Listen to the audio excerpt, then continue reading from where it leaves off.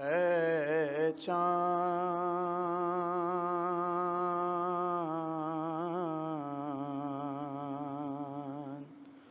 کربلا کے تو نے تو دیکھے ہوں گے، اترے تھے اس زمین پر عرش بری کے تارے،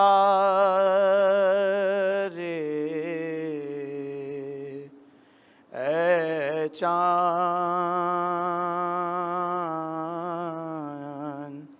کربلا کے، اے چاند جلوہ گر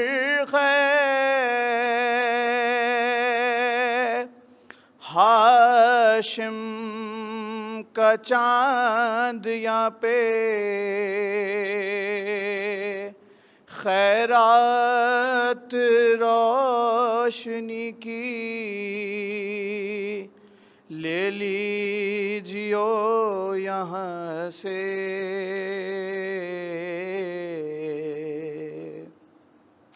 اے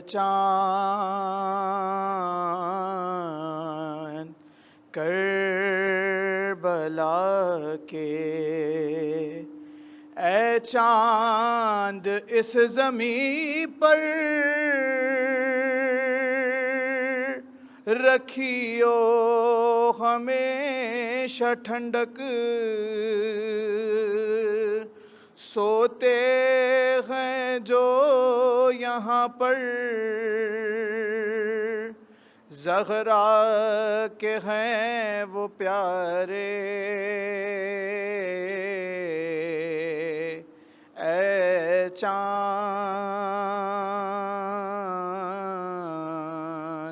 کربلا کے، تسلیم و سلسبیل و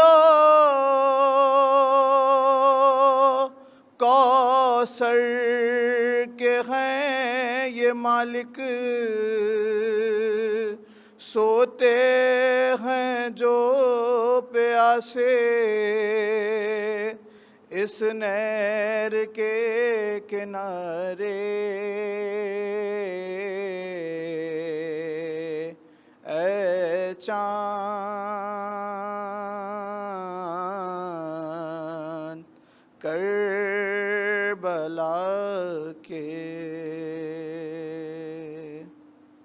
اعوذ باللہ من الشیطان اللعین الرجیم، بسم اللہ الرحمن الرحیم، الحمد للہ رب العالمین، مدرک الحاربین والمنافقین، باعث الانبیاء والمرسلین، خالق من فی السماوات والارضین، والصلاۃ والسلام والتحیۃ والاکرام علی محبوب رب الانام وحامل وحی والکلام سیدنا و مولانا وبالقاسم محمد۔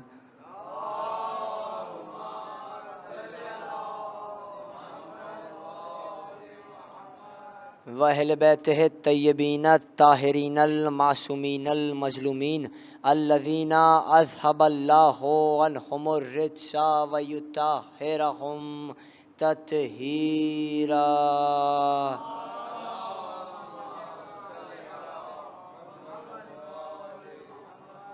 اما بعد، فقط قال اللہ سبحانہ وتعالی فی محکم کتابہ المجید وفرقانہ الحمید وقولہ الحق۔ بسم اللہ الرحمن الرحیم، قل ان کنتم تحبون اللہ فاتبعونی صلوات۔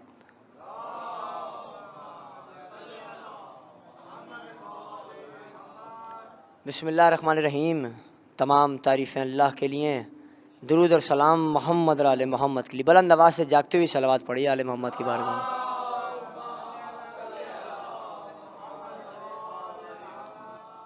1446 ہجری کی آج پہلی محرم ہے، عشرہ بسلسلہ شہادت امام حسین علیہ الصلاۃ والسلام منعقد ہے۔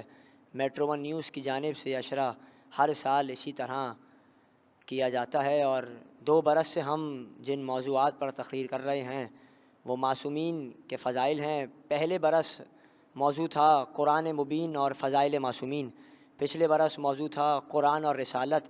اس برس پورے 10 دن جس موضوع پر آپ حضرات کے ساتھ تقریر ہوگی وہ ہے اطاعت رسول، یعنی رسول کی اطاعت کا مفہوم کیا ہے قرآن کی نگاہ میں۔ اور یہیں سے میرے ساتھ جڑ جائیں، کچھ مسلسل یہاں بلکہ تقریباً مسلسل یہاں میرے سننے والے تشریف فرمائے وہ جانتے ہیں کہ ہمارا ذکر اسی طرح شروع ہوتا ہے کہ مسلسل اس پوری تقریر میں ذکر اول العابدین، ازہد الزاہدین، امیر المومنین، امام المتقین، اصل شرف، عین ہدف، شاہ مشرقین، دلوں کے چین، فاتح بدر حنین، مولود کعبہ، ولی خدا، عین اللہ، نور اللہ، لسان اللہ، سر اللہ، باب اللہ، عبد اللہ، اسد اللہ الغالب، آیت اللہ العظمیٰ، علی ابن ابی طالب کے نبی محمد کے فضائل سماعت فرمائیں گے۔ آیت جو میں نے سرنامے میں پڑھی مشہور زمانہ سورہ آل عمران کی آیت ہے، مگر آج بالکل تمہید ہے اور تمہیداً گفتگو ہے۔ آج مجھے صرف تمہید آپ کے حوالے کرنی ہے، انشاءاللہ کل کی تقریر سے ہم موضوع کا آغاز کریں گے۔ کچھ باتیں ہیں جو آپ کے ذہنوں میں محفوظ رہنی چاہیے، اور یقیناً آپ کے ذہنوں میں یہ باتیں محفوظ ہیں کہ جس طرح ہر برس آپ انتظار کرتے ہیں کہ کب محرم کا چاند نمودار ہوگا اور ہم عشق حسین میں حسین کی مجلس میں آ جائیں گے، یہی سب سے بڑا اطاعت رسول ہے کہ آپ اپنے تمام کام چھوڑ کر، آپ اپنی تمام خوشیاں چھوڑ کر نبی کے نواسے حسین کی شہادت منانے کے لیے آ جاتے ہیں۔ آپ اپنے تمام کاموں کو چھوڑ کر آپ اپنے کسی کام کو ترجیح نہیں دیتے ہیں، آپ صرف حسین کو ترجیح دیتے ہیں۔ وجہ یہ ہے کہ حسین ہیں محمد کے نواسے، اور ہمارا موضوع ہے اطاعت رسول۔ اب دیکھیے اطاعت تو ہر کوئی کر رہا ہے، ہر کسی سے آپ پوچھئے کہ بھائی اطاعت کا مقصد کیا ہے، مطلب کیا ہے۔ ایک چیز ہے اطاعت، ایک چیز ہے اتباع، دونوں چیزوں میں فرق موجود ہے۔ یہ فرق آپ کے سامنے واضح ہوگا، آیت بھی آپ کے ذہنوں میں ہے۔ بات یہ ہے کہ حسین کا تذکرہ ہر برس آپ اسی طرح سنتے ہیں، صرف مجھ سے تھوڑی سنتے ہیں آپ جتنے بھی مجھ سے بہتر پڑھنے والے خطبہ، علماء، ذاکرین موجود ہیں، آپ ہر کسی سے حسین کے فضائل و مصائب سنتے ہیں۔ سوال یہ ہے جتنے یہاں بزرگ موجود ہیں، جوان ہوں نوجوان ہوں، ہر برس وہ وہی چیز سنتے ہیں کہ جو چیز وہ بچپن سے سنتے آ رہے ہیں، مگر یہی ذکر حسین کا فیض ہے۔ وجہ اس کی ہے کہ کائنات میں تقسیم ہونے والی چیزیں 2 ہیں، یہیں سے میرے ساتھ جڑ جائیں، بالکل تمیدی گفتگو ہے۔ کائنات میں تقسیم ہونے والی چیزیں 2 ہیں، پہلی چیز ہے علم، دوسری چیز ہے کھانا، یعنی کھانا سب سے زیادہ تقسیم ہوتا ہے، دوسری چیز یہ ہے کہ علم سب سے زیادہ تقسیم ہوتا ہے۔ مگر اگر کوئی بھی علم کا اقرار کرے، اگر میں یہاں موجود ہوں، مثال کے طور پہ آپ جو اسکول کالجز جاتے ہیں، یونیورسٹی جاتے ہیں، وہ تائید کریں گے، جب بھی استاد ٹیچر آتا ہے وہ کہتا ہے آج میں آپ کو یہ بات بتاؤں گا، یعنی وہ پہلے جہالت کا اقرار کرواتا ہے کہ آپ کو یہ بات معلوم نہیں ہے، میں آپ کو یہ بات بتاؤں گا۔ یعنی وہ یہ کہتا ہے دیکھیے میں آپ کو یہ بات بتاؤں گا۔ تھوڑا سا جس طرح بھی آپ نے سنا یہیں سے میرے ساتھ جوڑیں اور ساتھ دیں، کیا کہہ رہا ہے وہ، آج میں آپ کو یہ سبق پڑھاؤں گا، میں آپ کو آج فلاں چیز بتاؤں گا، میں آپ کو فلاں سبجیکٹ کی فلاں چیز بتاؤں گا۔ یعنی وہ آپ سے یہ اقرار کروا رہے ہیں سنو تم جاہل ہو، تمہیں نہیں معلوم، مجھے معلوم ہے کیونکہ میں تمہارا استاد ہوں۔ مگر ذکر حسین کا فیض یہ ہے کتنا بھی بڑا عالم کیوں نہ بیٹھا ہوا ہو، اسے منبر پہ یہ کہنا پڑتا ہے میں تو سبق سنا رہا ہوں، واقعات تو بچے بھی مجھ سے بہتر جانتے ہیں، میں تو سبق سنا رہا ہوں، واقعات تو بچے بھی مجھ سے بہتر جانتے ہیں۔ اسی طرح جو کھانا تقسیم ہوتا ہے، کھانا جب تک تقسیم نہ ہو جب تک آپ اپنی غربت کا اعلان نہ کر دیں، یعنی اگر کوئی غریب ہے اسی کو کھانا ملے گا، لیکن مجلس حسین کا فیض یہ ہے چاہے کتنا بھی امیر آدمی کیوں نہ ہو، ہمیشہ جھولی پھیلا ہی کھڑا ہوا ہوتا ہے۔ تو یہ صرف حسین کے ذکر کی بات نہیں ہے، یہ علی کے ذکر کی بھی بات ہے۔ وجہ کیا ہے؟ وجہ یہ ہے مثال کے طور پہ یہاں موضوع ہے اطاعت رسول۔ سوچئے صرف تصور کیجئے، بالکل تمیدی گفتگو ہے، تصور کیجئے آپ کہ مجھے کسی نے کہا ارے ابو طالب صاحب آپ ان 10 دن میں میٹرو ون نیوز کی جانب سے جو عشرہ ہے آپ اس میں حضرت آدم کے فضائل بیان کیجئے 10 دن میں، یا پھر آپ یوں کیجئے کہ 3 دن آپ حضرت آدم پڑھیے، 3 دن آپ حضرت نوح پڑھیے، 3 دن جناب ابراہیم پڑھیں، 3 دن جناب موسیٰ پڑھیں، ایک دن جناب عیسیٰ پڑھیں، مگر آپ انبیاء کا تذکرہ کیجیے۔ یقین جانیے میں تذکرہ کر دوں گا، جیسے ابھی یہاں سناٹا ہے، اس سے زیادہ کئی سناٹا اور ہوگا۔ وجہ یہ ہے کہ میں نے تقریر کر بھی دی، عشرہ ہو گیا۔ اب جتنے بھی آپ یہاں لوگ بیٹھے ہوئے ہیں، آپ جب گھر جائیں گے اپنے، کہیں گے ارے ابو طالب صاحب نے تقریر تو اچھی کی مگر کچھ لطف نہیں آیا۔ آپ مجھ سے آ کے کہیں گے ارے کچھ لطف نہیں آیا۔ میں کہوں گا دیکھیے آپ ہی نے کہا تھا کہ حضرت آدم پہ تقریر کرنی ہے۔ آپ کہیں گے نہیں دیکھیے میں چاہ یہ رہا ہوں کہ آپ تقریر کریں حضرت آدم پہ، مگر سننے والوں کو لطف بھی آ جائے، تو میں فوراً سے کہوں گا جملہ آپ کے حوالے، میں فوراً سے کہوں گا آپ موضوع رکھیے آدم اور علی۔ یہی حق تھا جملہ محفوظ کرنے کا۔ آپ موضوع رکھیے آدم اور علی۔ وجہ یہ ہے کہ بغیر علی کے انبیاء کا ذکر ذرا روکھا پھیکا لگتا ہے، بغیر علی کے انبیاء کا ذکر ذرا روکھا پھیکا لگتا ہے۔ دیکھیے اس میں برا ماننے والی بات نہیں ہے، بغیر علی کے ہر کسی کا ذکر روکھا پھیکا لگتا ہے۔ اگر ایسا نہ ہوتا تو محمد یہ نہ کہتے اپنی مجلسوں کو علی کے ذکر سے زینت دیا کرو، اپنی مجلسوں کو علی کے ذکر سے زینت دیا کرو۔ آیت آپ کے ذہنوں میں، اللہ کہہ رہا ہے اگر تم مجھ سے محبت کا دعویٰ کرتے ہو تو میرے رسول کا اتباع کرو۔ اے رسول کہہ دو ان سے کہ اگر یہ مجھ سے محبت کا دعویٰ کرتے ہیں تو اتباع کریں، میرا اتباع کریں۔ دیکھیے اطاعت اور اتباع میں فرق کیا ہے، بس یہیں سے تقریر ختم ہو جائے گی، اور کل سے آیت کا ترجمہ اور مفہوم آپ کے حوالے۔ کیا ہے اطاعت اور اتباع؟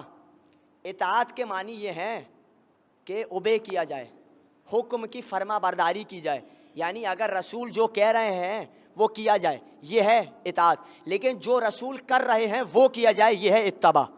نہیں ابھی بھی آدھے سمجھے۔ دیکھیے اطاعت اور اتباع کا فرق جب تک آپ کو سمجھ نہیں آئے گا، آنے والی تقریر آپ کے ذہنوں میں محفوظ نہیں ہوں گی۔ اطاعت ہے، مجھے کسی نے کہا دیکھیے ابو طالب صاحب آپ نے فلاں کام کرنا ہے، میں نے کہا ٹھیک ہے، یہ میں نے حکم مانا ہے، یعنی میں نے ان کا آرڈر اوبے کیا ہے۔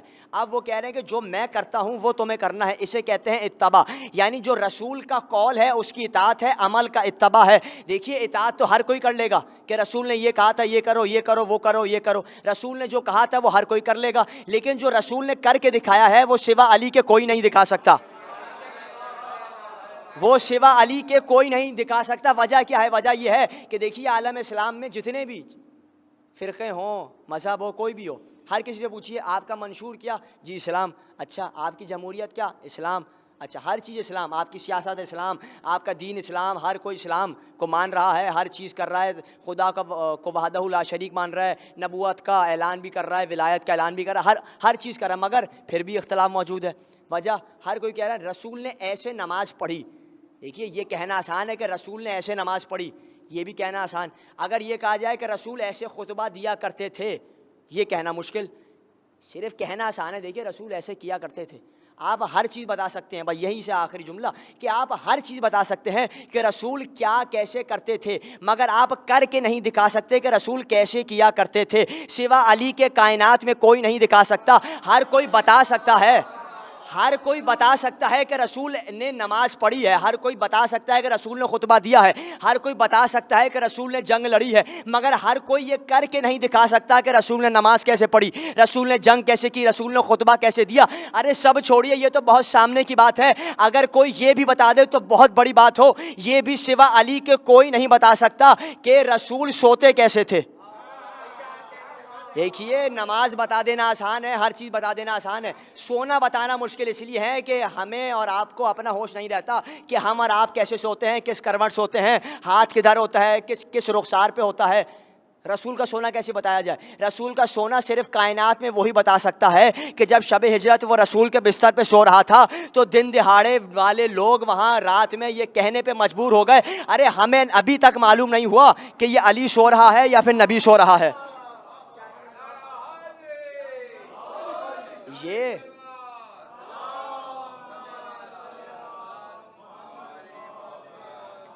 یہ علی سو رہے ہیں یا پھر نبی سو رہے ہیں۔ دیکھیے اطاعت کا مفہوم یہی ہے، اتباع کا، کہ عمل کر کے دکھایا جائے۔ عمل صرف علی ہی دکھا سکتے ہیں۔ اب اگر کوئی کہے کہ رسول قرآن کیسے پڑھتے تھے، تو جب تک کہ قرآن کا وارث نہ آ جائے وہ کیسے بتا سکتا ہے کہ رسول قرآن کیسے پڑھا کرتے تھے۔ وجہ اس کی ہے کہ کائنات میں یہ شرف صرف علی کے پاس ہے کہ جب علی خانہ کعبہ میں 13 رجب کو آئے، 16 رجب فاطمہ بنت اسد خانہ کعبہ سے علی کو باہر لے کر آئیں، 3 دن کے علی ہے، رسول نے اپنی آغوش میں لے کر کہا یا علی کچھ سناؤ۔ 3 دن کے علی بولے یا رسول اللہ توریت سے سناؤں، زبور سے سناؤں، انجیل سے سناؤں یا قرآن سے سناؤں۔ توریت سے، زبور سے، انجیل سے یا قرآن سے، تو اتباع وہی بتا سکتا ہے کہ جو جانتا ہو. اور تنہا صرف اتباع علی نے نہیں کی، ابو طالب نے بھی کی ہے. وجہ یہ ہے کہ آیت ابھی تک اطاعت کی آئی نہیں ہے، علی پہلے سے عمل کر رہے ہیں.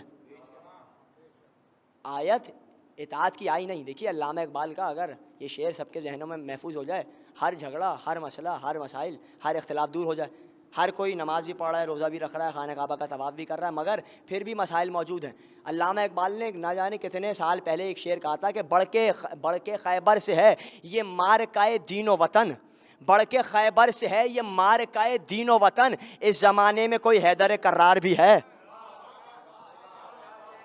اس زمانے میں کوئی حیدر کرار بھی ہے. یعنی کہ اگر آپ کو اتحاد پانا ہے تو آپ کو علی پہ یکجا ہونا پڑے گا. وجہ یہ ہے کہ ہر چیز علی کے دروازے سے ملتی ہے، بھیک علی کے دروازے سے ملتی ہے، علم علی کے دروازے سے ملتا ہے، معرفت علی کے دروازے سے ملتی ہے، کائنات کی ہر شے علی کے دروازے سے ملتی ہے. وجہ اس کی یہ ہے کہ جب دروازہ ایسا ہے تو پھر شہر کیسا ہوگا؟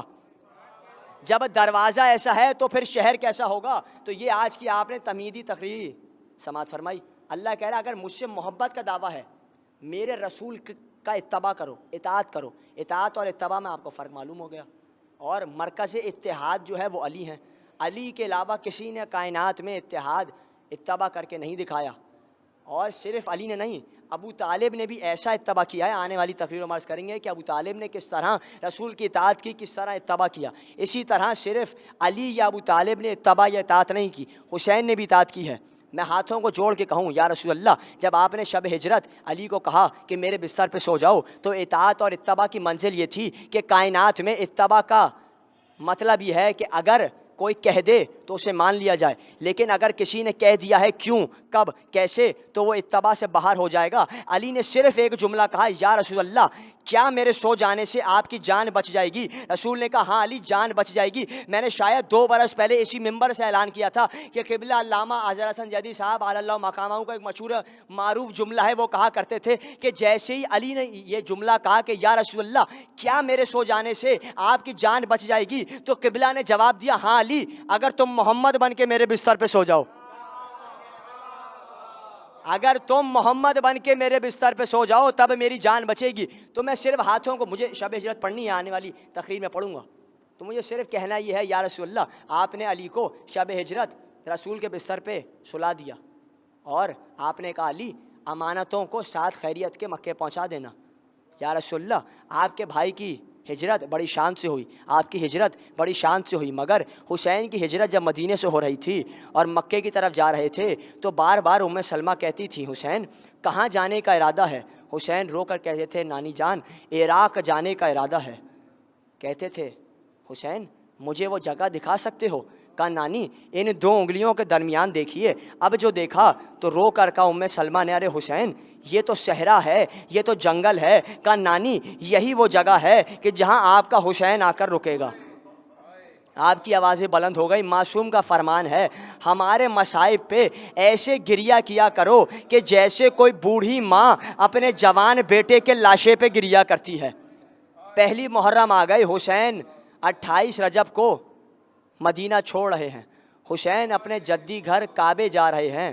بتانے کا مقصد صرف یہ ہے کہ جس طرح بھی آپ عزا خانوں میں آ گئے ہیں، اب آپ کو 10 دن نہ کھانے کا ہوش ہوگا، اب آپ کو 10 دن نہ کسی بھوک کا ہوش ہوگا، نہ آپ کو پیاس کا ہوش ہوگا، نہ آپ کو اپنی خوشی کا ہوش ہوگا. بس آپ کے لبوں پہ ایک جملہ ہوگا ہائے غریب حسین. 10 دن آپ اسی طرح دیکھیے. یہ 10 دن سال میں ایک مرتبہ آتے ہیں. ہر سال ہر کوئی یہ دعا کرتا ہے پالنے والے پروردگار ہمیں اتنی زندگی دے دے کہ ہم اگلے برس حسین کا ماتم کر سکیں. آپ کی خوش نصیبی ہے کہ آپ دوبارہ سے حسین کا ذکر سن رہے ہیں، آپ دوبارہ سے مجلس حسین میں آ گئے ہیں. مولا آپ کو عمر نو سے نوازے، عمر خضر سے نوازے. یہی محبت کا نتیجہ ہے کہ رسول اللہ کے نواسے کا تذکرہ سننے کے لیے آپ عزا خانوں میں آ گئے ہیں. یہی سب سب سے بڑی اطاعت کی منزل ہے، یہی سب سے بڑی اتباع کی منزل ہے۔ اسی طرح اطاعت صرف ہم نہیں کرتے، ہم نے اپنے اماموں سے سیکھا ہے، جہاں جملہ چھوڑا تھا وہیں واپس آ رہا ہوں، مگر ایک جملہ سنیے، اور وہ جملہ یہ ہے کہ جیسے ہی چاند نمودار ہوتا، امام رضا اپنے گھر میں فرش عزا بچھاتے اور دیبل کا انتظار کرتے۔ میرے سامنے یا امام حسین کے ذاکر موجود ہیں، آپ کے لیے جملہ نظر کر رہا ہوں، آپ کی شان آپ کے حوالے کر رہا ہوں۔ ایک مرتبہ دروازے کو دیکھتے جاتے ہیں، بار بار انتظار کرتے ہیں، چاہنے والا پوچھتا ہے مولا آپ دیبل کا انتظار کر رہے ہیں؟ کہا ہاں میں دیبل کا انتظار کر رہا ہوں۔ اب جیسے ہی یہ جملہ کہا کہ میں دیبل کا انتظار کر رہا ہوں، دیبل کو آنے میں بڑی دیر ہو گئی۔ اب سینوں پہ ہاتھ مار کے جملہ سنیے گا، اور جملہ بڑا قیامت کا ہے، اور جملہ یہ ہے کہ جیسے ہی دیبل آیا، امام رضا نے کہا دیبل ارے آنے میں بڑی دیر کر دی، تو رو کر کہا مولا سواری نہیں ملی، پیدل چلتا ہوا آ رہا ہوں۔ ایک مرتبہ امام نے کہا دیبل اپنے پیر قریب کر، میں تیرے پیروں کے کانٹے باہر نکالوں، میں تیرے پیروں کے کانٹے باہر نکالوں۔ کانپ گیا، لرز گیا، کہا مولا یہ کیسے ممکن ہے؟ ارے آپ امام وقت ہیں، میری کیا مجال کہ میں آپ کے آگے پیر کروں؟ امام نے کہا ارے دیبل تم نہیں جانتے، ذاکر حسین کا یہی مقام ہے، ذاکر حسین کا یہی مرتبہ ہے۔ کہتے ہیں اتنے میں امام نے کہا دیبل وہ چھوڑ، یہ بتا کہ کوئی نیا مرثیہ کہہ کے لایا ہے؟ تو رو کر کہا جی مولا نیا مرثیہ کہہ کے لایا ہوں۔ امام نے کہا دیبل تو پڑھنا شروع کر۔ دیبل نے کہا مولا میری کیا مجال کہ میں تخت پہ جا کے بیٹھوں اور آپ فرش عزا پہ بیٹھیں؟ امام نے کہا دیبل ذاکر حسین کا یہی مقام ہے، امام معصوم فرش عزا پہ سنتا ہے اور ذاکر تخت پہ موجود ہوتا ہے۔ دیبل قصیدہ پڑھنا شروع کرو۔